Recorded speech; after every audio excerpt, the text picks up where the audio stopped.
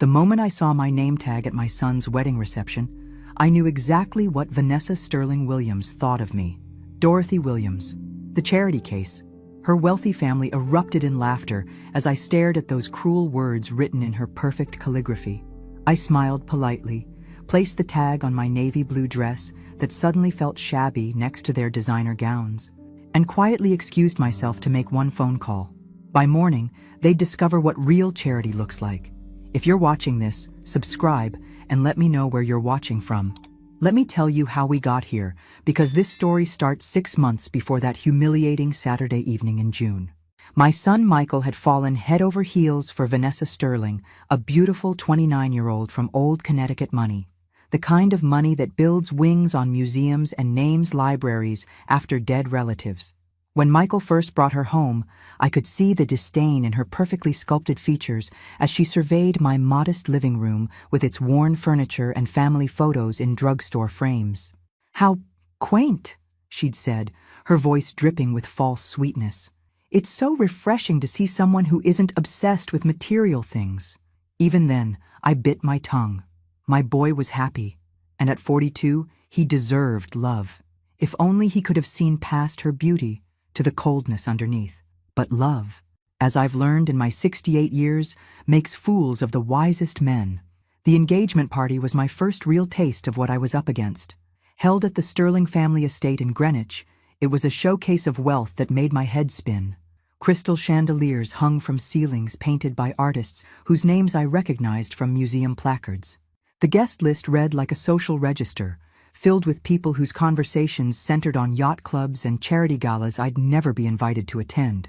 Michael's mother-in-law, Patricia Sterling, had introduced me to her friends, her tone suggesting I was something unfortunate that had attached itself to her daughter's happiness. "She's from Ohio." The way she said it made Ohio sound like a third-world country, but I played my part. I smiled, complimented the hors d'oeuvres, and pretended not to notice how conversations died when I approached. After all, I had my reasons for staying quiet. Some games require patience, and I've always been very, very patient. The wedding planning process revealed just how deep the Sterling family's contempt ran. Every decision was made without consulting me, despite my repeated offers to help. When I suggested contributing to the rehearsal dinner, Patricia Sterling had actually laughed out loud. "Oh, Dorothy, how sweet," she'd cooed. "But we simply couldn't allow you to strain your limited resources. This is going to be quite expensive, you understand." Limited resources. If only she knew. But I kept playing the role of the struggling widow, the woman who cleaned houses and took odd jobs to make ends meet. It wasn't entirely false. I had done those things, just not recently. Not for the past 3 years, since my dear Harold passed and left me his little empire. But the Sterlings didn't need to know that. Not yet. Michael tried to include me, bless his heart. He'd call with updates about venue bookings and menu tastings, always apologizing for another event I somehow wasn't invited to. "Mom, I'm sure it was just an oversight," he'd say, when I mentioned missing the cake testing or the flower selection meeting. "Vanessa's been so stressed with all the planning." Stressed. Yes, I imagine coordinating a $200,000 wedding while simultaneously planning ways to exclude your future mother-in-law would be exhausting work. The bridal shower was particularly enlightening. I wasn't invited, of course, but Michael insisted Vanessa reconsider. "It would mean so much to Mom," he'd pleaded. So she extended a last-minute invitation, the kind that makes it clear you're only welcome because someone forced the issue. I arrived at the country club bearing a modest gift, a simple crystal vase from Macy's. Nothing too expensive for someone in my supposed financial situation. The other gifts were works of art, Hermes scarves, Tiffany jewelry, silk lingerie that cost more than most people's rent. When Vanessa opened my gift, she held it up with the same expression you'd use for roadkill. "How practical," she announced to the room. "Every bride needs something from the discount store." The laughter that followed wasn't kind. It was the sound wealthy people make when they encounter something beneath their notice. But I just smiled and sipped my champagne, making mental notes about each woman's face. Each cruel chuckle. Information, I've learned, is far more valuable than pride. The wedding day dawned perfect. Cloudless sky, gentle breeze, the kind of weather that photographers dream about. The Sterling estate had been transformed into something from a fairy tale, with white roses climbing trellises and string quartets positioned throughout the gardens. It was beautiful, I'll give them that. Money, whatever its source, can certainly buy beauty. I'd chosen my outfit carefully, a navy blue dress from Nordstrom Rack, simple but elegant. Nothing that would upstage the bride or draw unwanted attention from the wedding photographer. I wanted to blend in, to be forgettable. Sometimes the best revenge starts with being underestimated. The ceremony was lovely, watching Michael's face as Vanessa walked down the aisle in her $15,000 Vera Wang gown. For a moment, I almost forgot my purpose, almost let myself believe that maybe I'd misjudged her, that love might soften her sharp edges. Then she caught my eye during the ring exchange and gave me a look that could freeze champagne. The reception was where everything unraveled. I'd found my table, number 12 naturally, tucked away near the kitchen doors with Michael's college roommates and their wives, not with family. Family was at table 1, where the Sterlings held court like royalty receiving subjects, but I didn't mind. Better positioning for what was coming. That's when I saw it. The name tags at each place setting, written in Vanessa's perfect calligraphy.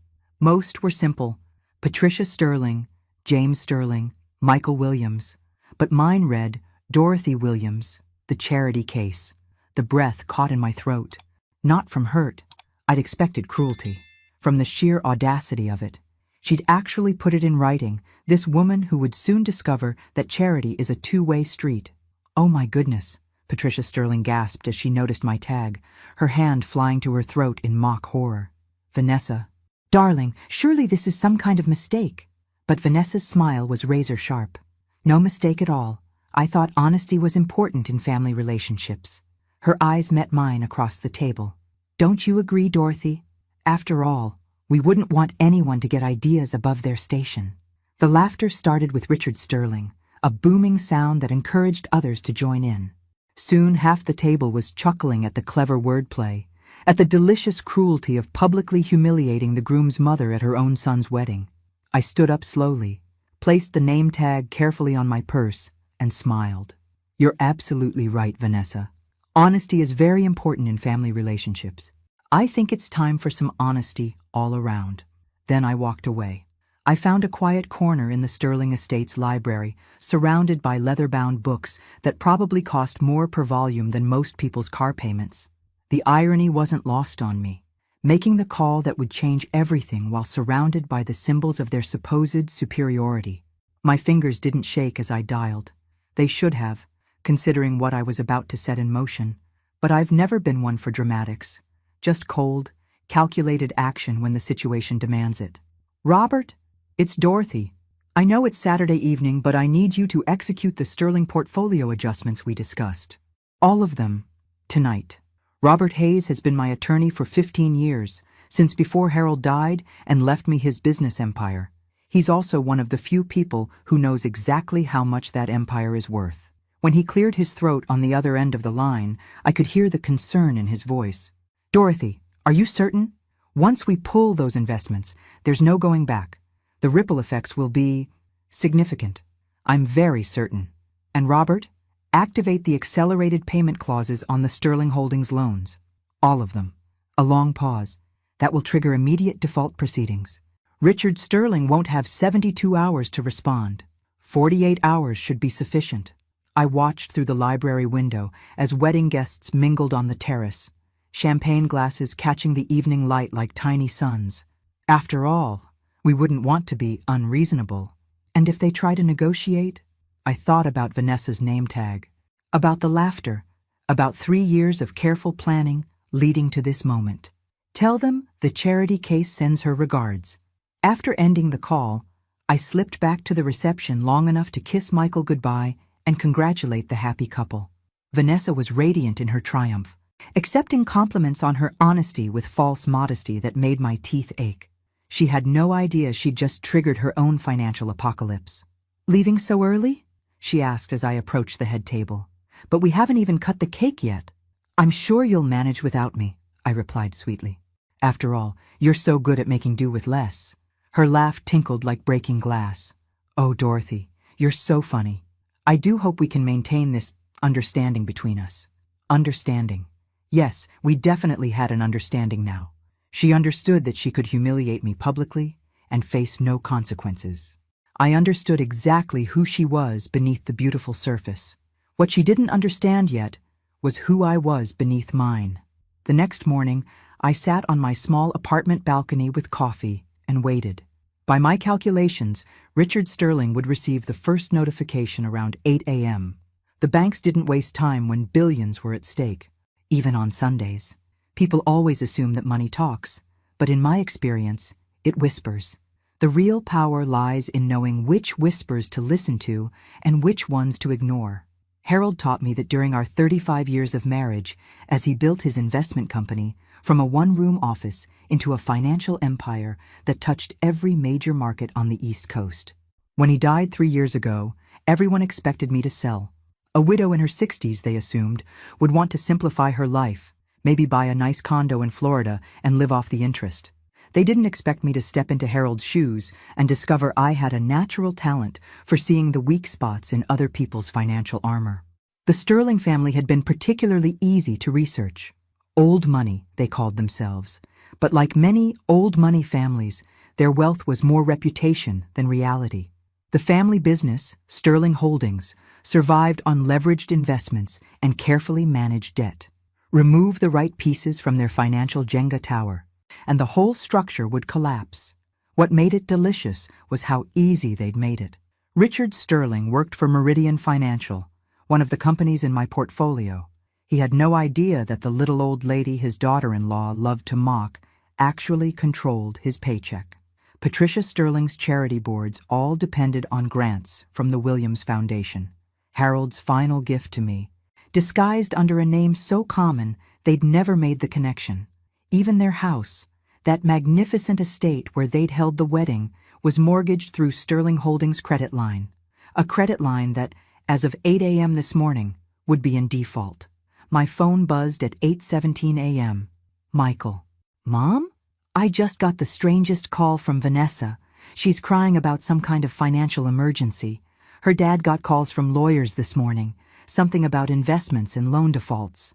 Do you know anything about this? I sipped my coffee, watching a cardinal build its nest in the oak tree outside my window. How would I know anything about their financial affairs, sweetheart? I'm just the charity case, remember? Mom, please. This isn't the time for jokes. Vanessa's really upset. She's saying her family might lose everything. That doesn't seem possible. They're loaded. Are they? I asked gently. Or do they just spend like they are? What's that supposed to mean? It means, Michael, that sometimes what appears to be wealth is actually just very expensive debt. And sometimes the people you think are powerless turn out to be holding all the cards. A long silence on the other end. Mom, what did you do? I smiled, thinking about Vanessa's name tag tucked safely in my purse. I made a phone call. By noon Sunday, my quiet apartment had become mission control for watching the Sterling family's world crumble. I'd spent years learning to read financial reports the way some people read mystery novels. And the Sterling Holdings portfolio was a page-turner. Robert called with updates every hour. The morning was just the beginning, he reported during his third call. Meridian Financial is reviewing all employees with potential conflicts of interest. Richard Sterling's position is precarious. And the house? Foreclosure proceedings will begin Tuesday unless they can produce $2.3 million by end of business tomorrow. Given their current liquidity crisis, that seems unlikely. I'd done my homework thoroughly. Over the past 6 months, while playing the role of humble mother-in-law, I'd quietly acquired controlling interests in everything the Sterling family depended on. Not directly, of course. That would have been traceable. Through shell companies, investment partnerships, and carefully structured trusts that would have taken a forensic accountant months to unravel. The beauty was in the timing. Wedding expenses had already stretched their credit lines to the breaking point. The $200,000 ceremony that was meant to display their wealth had actually been funded by borrowed money they couldn't afford to borrow. All I'd done was call in those loans simultaneously, like pulling multiple foundation blocks from a house of cards. My phone rang again. Michael, sounding increasingly desperate. Mom, Vanessa's parents are freaking out. They're talking about selling the house, firing their staff, Canceling the country club memberships. Her dad might lose his job. What kind of phone call could possibly cause all this? The kind that happens when someone mistakes kindness for weakness, I said. When they forget that quiet people often have the loudest voices when they choose to use them. This is about the name tag, isn't it? Mom, I saw it. I confronted Vanessa about it last night. She said it was just a joke. A joke. I repeated the word slowly, tasting its bitterness. Yes, I imagine she did think it was funny. Right up until this morning. Can't you undo whatever you did? Vanessa's beside herself. She's talking about how this will ruin their reputation. How they'll never recover from the shame. Shame. Now there was an interesting word choice. And what about my shame, Michael? What about the shame of being publicly humiliated at my own son's wedding by a woman who's never worked a day in her life? She was wrong. I know that. But destroying her family seems extreme. I stood up, pacing to my small kitchen, where Harold's picture still sat on the counter. He'd taught me many things, but the most important lesson was this. Respect is not given. It's earned, and sometimes it has to be taken. I haven't destroyed anything, Michael. I've simply revealed what was already there. A house built on borrowed time and borrowed money. The Sterling family's wealth was always an illusion. I just decided to stop pretending it was real. So, what happens now? I looked at my reflection in the kitchen window, seeing not the charity case Vanessa thought she'd humiliated, but the woman I'd always been underneath, Harold's partner in every sense. His equal in business and in life. Now we see whether your wife is interested in learning about actual charity. Because if she wants her family's situation to improve, she's going to need some help. And as she so eloquently pointed out yesterday, I'm apparently in the charity business. Monday morning brought what I'd been waiting for. A phone call from Vanessa herself. Her voice was different now, stripped of its usual arrogance, and replaced with something I'd never heard from her before. Desperation. Dorothy, I need to speak with you. Could we meet for coffee? Of course, dear, I said sweetly. I always have time for family, even family who thinks I'm a charity case. The silence on the other end was telling. About that, she began, but I cut her off. Let's meet at Marlowe's Diner on 5th Street. 1 o'clock. I assume you know where it is. It's not exactly your usual scene, but I'm sure you'll manage. Marlowe's was perfect for what I had planned. A working-class diner where a woman in designer clothes would stand out like a peacock in a chicken coop. When Vanessa arrived at exactly 1 o'clock, she was almost unrecognizable. Gone was the perfectly styled hair and flawless makeup. She looked like she'd aged 5 years overnight, her eyes red-rimmed from crying. Thank you for meeting me, she said, sliding into the cracked vinyl booth across from me. Her hands shook as she picked up the laminated menu. I don't know what to order. I've never eaten at a place like this. The meatloaf special is excellent, I suggested. Very affordable. I imagine that's important to you now. She flinched at the word affordable, but nodded. When the waitress came over, a tired-looking woman about my age named Dolores, Vanessa could barely make eye contact. Interesting how wealth affected confidence. So, I said after we'd ordered, what can I do for you, Vanessa? She took a shaky breath. My father's going to lose his job. We might lose the house. Everything's falling apart and I don't understand how this happened so fast. These things rarely happen fast. Lee? Dear. They build up over time, like water behind a dam. Eventually, something gives way, and it all comes crashing down at once. Can you help us? The words came out strangled, like they physically hurt to say. I stirred sugar into my coffee, taking my time. Help you? I'm just the charity case. Remember? What could someone like me possibly do for someone like you? I was wrong to write that. I was angry and stupid, and I took it out on you. I'm sorry. Sorry. It was a start, but hardly enough. What exactly are you asking me to do, Vanessa? I don't know. Michael said you made some kind of phone call, that you might have connections. If there's any way you could help us, I'll do anything. Anything. Such a dangerous word to use with someone you've underestimated. Well, I said thoughtfully, I might know some people, but charity isn't free, dear. There are always conditions. Hope flickered in her eyes. What kind of conditions? I pulled out a folded piece of paper from my purse and slid it across the table. I've taken the liberty of drawing up a few simple requirements. Nothing too difficult for someone as resourceful as yourself. Vanessa's hands trembled as she read my list. I watched her face change with each line. Confusion giving way to disbelief, then to something approaching horror.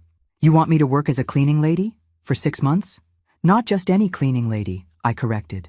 You'll work for Sunshine Cleaning Service, the same company I worked for before Harold died. Mrs. Patterson runs a good business. She'll teach you what honest work looks like. But I've never cleaned anything in my life. We've always had staff for that. Then you'll learn. Education is so important, don't you think? I sipped my coffee, enjoying the way she was processing this reversal of fortune. The second condition is that you'll volunteer at the homeless shelter every Saturday for the next year.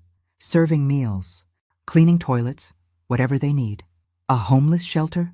Her voice was barely a whisper. The very same one your mother's charity board pretends to support but has never actually visited. You'll get to meet the people you've been helping from a distance all these years. She kept reading, her face growing paler with each requirement. You want me to live in your apartment building? In a studio unit? Just until you can afford something better on your cleaning lady salary. It's a nice building. I live there myself, remember? Though I suppose you'll be seeing quite a bit more of it than you expected. The meatloaf special arrived, giving Vanessa a moment to compose herself. She pushed the food around her plate without eating, clearly struggling to process what was happening to her world. And if I agree to all this? She asked finally. You'll help my family? I'll make some phone calls, see what can be done about those pesky loan defaults. Maybe even put in a good word for your father at his company. I paused, watching her carefully. Though I should mention, I have some influence at Meridian Financial. More than you might expect from a charity case. Something flickered in her eyes. The first hint that she was beginning to suspect there was more to me than she'd assumed. What kind of influence? I smiled mysteriously. The kind that comes from knowing the right people. Your father works in the acquisitions department, doesn't he? Handles major corporate buyouts? Yes, but I don't see what that has to do with... Oh, I think you'll find it has everything to do with your current situation. You see, Vanessa, companies like Meridian don't just lose money overnight unless someone very powerful decides they should. The fork slipped from her fingers, clattering against her plate. What are you saying? I'm saying that perhaps you should have asked more questions about your new mother-in-law before deciding to humiliate her at a public event. Background research is so important in business relationships. She stared at me like she was seeing me for the first time. Who are you? I'm exactly who I've always been. The woman who raised your husband to be a good man. The woman who's watched you treat him like an accessory to your social status. The woman who's about to give you a choice that will determine your family's future. I reached across the table and tapped my list of conditions. You have 24 hours to decide. Accept my terms and I'll consider helping your family. Refuse, and by Friday, you'll be learning exactly what real charity looks like when you're on the receiving end. Tuesday evening brought an unexpected visitor to my small apartment. Richard Sterling stood in my doorway, looking like a man who'd aged a decade in 3 days. His usually perfect appearance was disheveled. Wrinkled shirt, unshaven face, the hollow look of someone who'd discovered his entire world was built on quicksand. Mrs. Williams, I hope you don't mind me coming by unannounced. I got your address from Michael. Not at all, Mr. Sterling. Please, come in. I stepped aside, watching as he took in my modest living space. The same eyes that had looked through me at his daughter's engagement party now catalogued every detail with desperate attention. Can I offer you coffee? I'm afraid I don't have the expensive brands you're accustomed to. Coffee would be fine. He settled heavily into my small dining chair, looking completely out of place among my thrift store furniture and discount store decorations. While I prepared the coffee, he cleared his throat several times, obviously struggling with how to begin. Finally, as I set his cup down, he spoke. I know what you did. Do you? I sat across from him, genuinely curious. What exactly do you think I did? You orchestrated everything, the loan defaults, the investment withdrawals, even my position at Meridian being under review. Someone with serious financial power decided to destroy my family, and the timing suggests it was you. I had to admire his directness. Desperation had stripped away his social pretenses, leaving behind a more honest version of himself. That's quite an accusation, Richard. What makes you think someone like me would have that kind of power? Because I spent all night going through the corporate structures of the companies that pulled their support. Shell companies, investment partnerships, holding trusts, all very sophisticated financial instruments, and all leading back to one source of funding, which is the Williams Foundation, Harold Williams Foundation, the same Harold Williams who built Meridian Financial from nothing and sold it to Sterling Holdings' parent company 15 years ago. The silence stretched between us as I sipped my coffee. So he'd finally done his homework. Better late than never, I suppose. Harold Williams, I said slowly, was my husband. Richard's face went white. You're Dorothy Williams, the Dorothy Williams, Harold's widow who inherited everything. Yes. I set down my cup with deliberate care, including controlling interest in the parent company that owns Sterling Holdings, including the investment firm that handles your family's portfolio, including, as of last year, 60% ownership in Meridian Financial itself. The coffee cup slipped from his hands, shattering against my linoleum floor. You've been playing us from the beginning. Playing you? No, Richard. I've been watching you, testing you, seeing what kind of people my son was marrying into. I stood up, getting paper towels to clean up the spilled coffee. The results were illuminating. The engagement party, the wedding planning, all those times you seemed so meek and accommodating. I was gathering information, learning about your family's character, your true financial situation, your values. I knelt to clean up the broken ceramic. Do you know what I discovered? He shook his head, apparently beyond words. I discovered that your daughter wrote charity case on my name tag at her own wedding, that your wife introduced me to her friends as something embarrassing she had to tolerate, that your entire family found it amusing to mock a woman they believed was powerless. I stood up, disposing of the broken pieces in my small trash can. But most interesting of all, I discovered that none of you ever asked who I really was. You saw what you expected to see and never looked deeper. What do you want from us? For the first time in our conversation, I smiled. I want you to understand what charity really means, Richard. It means helping someone who can't help themselves. Someone powerless who needs assistance from someone with power. I walked to my purse and pulled out Vanessa's copy of my conditions list. Your daughter has until tomorrow to give me her answer. I suggest you encourage her to choose wisely. The next afternoon, Vanessa arrived at my apartment with Michael in tow. My son looked confused and hurt, the expression of a man who was finally realizing his mother wasn't who he'd thought she was, and neither was his wife. Mom, he said as they settled on my small couch. Vanessa told me about your conditions. This is crazy. You can't seriously expect her to work as a cleaning lady. Why not? It's honest work. I did it myself for 2 years after your father died, before I fully understood what he'd left me. Vanessa had been staring at her hands, but now she looked up. You really cleaned houses? Every day. Scrubbed toilets, mopped floors, dusted furniture for people who treated me like I was invisible. It was humbling work, but it taught me something valuable about character. What's that? Michael asked. It taught me that how you treat people you think are beneath you reveals everything about who you really are. I looked directly at Vanessa. Your mother-in-law, the charity case, has been cleaning up other people's messes her whole life. The only difference now is that she has the power to choose whose messes she's willing to clean up. Vanessa's voice was barely audible. I accept your conditions. Michael started to protest, but she held up her hand. No, Michael.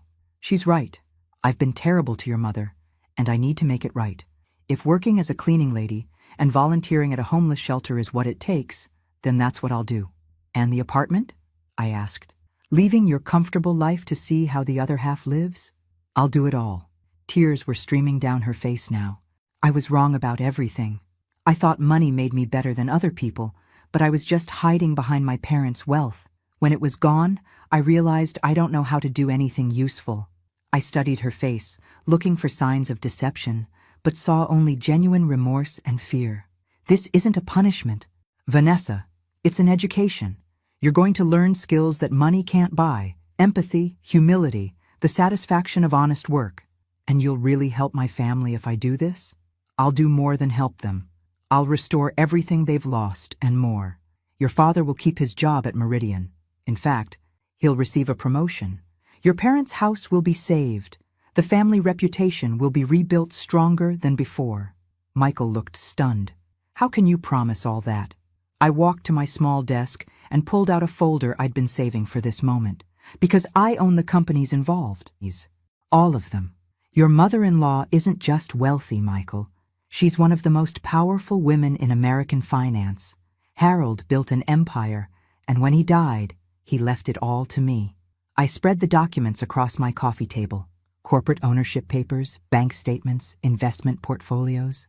The numbers were staggering enough to make Michael sink back into his chair. The Williams Foundation controls over $12 billion in assets. I have majority stakes in 17 major corporations, including Meridian Financial, Sterling Holdings parent company, and most of the banks that were threatening foreclosure. Vanessa was staring at the papers like they were written in a foreign language. You could have stopped all this any time. Of course I could have. But then, how would you have learned what really matters in life? This was all a test? I nodded. The most important test you'll ever take. And you failed it spectacularly when you wrote charity case on my name tag. But failure doesn't have to be final. Vanessa, sometimes it's just the beginning of real education. Michael was shaking his head in amazement. Mom, why didn't you ever tell me about any of this? Because I wanted you to love me for who I am, not what I own. Money changes people, Michael. It makes them see dollar signs instead of human hearts. I needed to know that my family loved Dorothy the person, not Dorothy the billionaire. I looked at both of them, sitting on my discount furniture in my modest apartment. Now you understand why I live simply, why I choose to drive a 10-year-old car and shop at discount stores. Real wealth isn't about what you spend. It's about having the power to help people and the wisdom to know when they deserve it. 6 months later, I stood in the lobby of Meridian Financial, watching Vanessa scrub the marble floors. Her once perfect manicure was gone, her hands rough from honest work. She wore the blue uniform of Sunshine Cleaning Service with something I'd never seen from her before: pride. Mrs. Williams, she said, looking up from her work. I didn't expect to see you here. I had a board meeting upstairs. Thought I'd check on how you're adjusting to your new life. She sat back on her heels, wiping sweat from her forehead. It's hard work, but I'm learning things I never knew about myself. Did you know I'm actually good with my hands? Mrs. Patterson says I have a natural talent for detail work. I'm not surprised. You always had an eye for perfection. You just needed to apply it to something meaningful. Over the past 6 months, I'd watched Vanessa transform. The shallow socialite who'd humiliated me at her wedding had gradually disappeared, replaced by someone who understood the value of work, the dignity of service, and the importance of treating everyone with respect. How are things at the homeless shelter? Her face lit up. Another change I'd never seen before. Amazing. There's this little girl, Maria, who comes in with her mother every Saturday. She's teaching me Spanish and I'm helping her with her homework. I never realized how much I could learn from people I used to think were beneath me. And the apartment? Small but comfortable. I'm actually going to be sorry to leave it when my 6 months are up. She paused, studying my face. That is, if you're really going to hold up your end of the bargain. Oh, I think you'll find I'm very good at keeping promises. I reached into my purse and pulled out a sealed envelope. Your father's promotion was announced this morning. Senior Vice President of Acquisitions, with a significant salary increase. Her hands shook as she opened the envelope and read the official letter. How did you? I told you, dear. I own the company. Your parents' house is also being transferred into a family trust that will ensure it can never be lost to creditors again. Consider it my wedding gift to you and Michael. Tears were streaming down her face, cutting tracks through the dust on her cheeks. Why are you doing this? After how badly I treated you? Because you passed the real test, Vanessa. Not the one where you failed to show me basic human respect, but the one where you chose to change instead of making excuses. Character isn't about never falling down. It's about getting back up and becoming better than you were before. I helped her to her feet, and for the first time since I'd known her, she looked me directly in the eyes as an equal. The charity case, she said softly, turned out to be the one offering charity. That's how charity is supposed to work, I replied. Those who have the most give to those who need it most. I needed to know you were worth saving. You needed to discover who you could become when everything was stripped away. As I walked toward the elevator, she called after me. Dorothy, will you come to dinner Sunday? I'm cooking for the first time in my life. It probably won't be very good, but... I turned back, smiling. I'd be honored. After all, we're family now. Real family. The kind built on respect and love instead of obligation and appearances. The elevator doors closed, but through the glass I could see Vanessa returning to her work with renewed purpose. She'd learned the most important lesson I could teach her. True wealth isn't measured in dollars, but in the lives you touch and the people you lift up along the way. At my son's wedding, his new wife had written my name tag as the charity case. She'd expected laughter and got education instead. Sometimes, the best revenge is helping someone become the person they were always capable of being.